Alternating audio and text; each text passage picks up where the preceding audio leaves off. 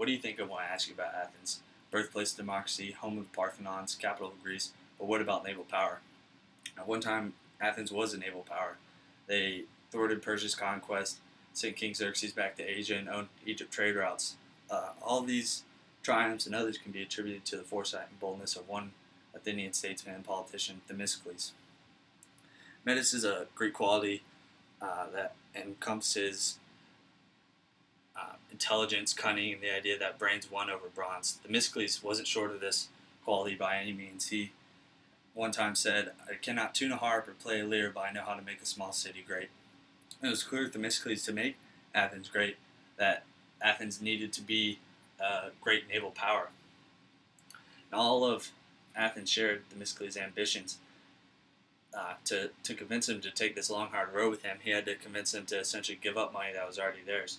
At this time, the Athenian mines had produced a great revenue of silver that year, and the committee at the assembly, and this assembly was where Athenians would go to vote and have a say in the governing, so essentially the hallmark of Athenian democracy. And so at the assembly, they were going to propose to take that year's revenue and divvy it up among the citizens, so that each citizen would get 10 drachmas each.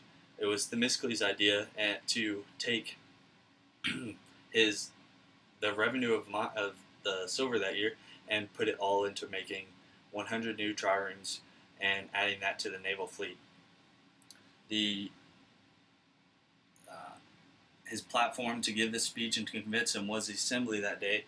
And so imagine this electrifying speech he had to give to convince the citizens to give up money that wasn't a small amount and go down this new trail with him. So once the yeas and nays were tallied, Themistocles' vision would become a reality, and the Athenians would take their long, hard road down towards becoming a naval supremacy.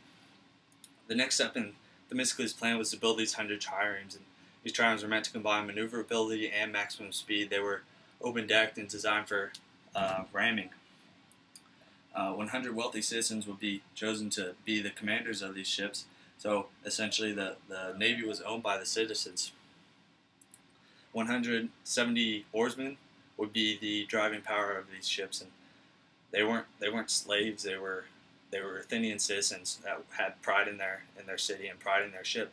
So imagine the camaraderie that they had, all rowing together to one constant beat and one constant pulse to destroy their enemy. Once the triremes were built, Themistocles had to show the Athenians that they hadn't wasted their money, that their navy would prove its worth, and the quickest adversary to show was Persia.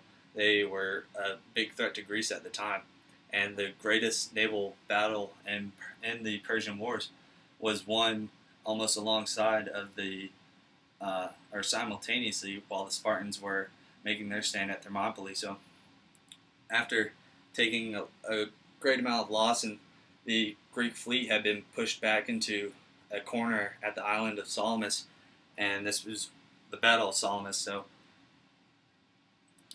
once backed into this corner, Themistocles, who was commanding and leading the fleet at that time, had to convince the rest of the Greek allies that the stand against Persia had to be made and that they couldn't let it go.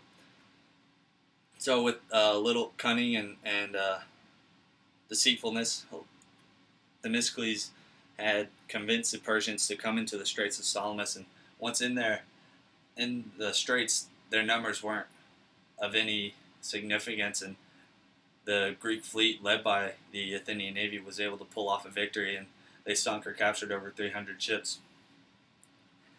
Unfortunately, Themistocles' run as a hero in Athens came to an end, like a lot of great things, and he got on the wrong side of Spartan temper after proposing that Athens build up its walls and fortify the city so that its city would be more secluded from the rest of Greece and more independent.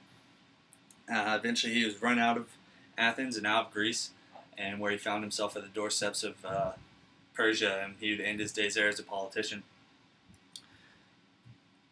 Because of the success that the Athenians had at sea and in their navy, Themistocles' legend lives on, and his name is being re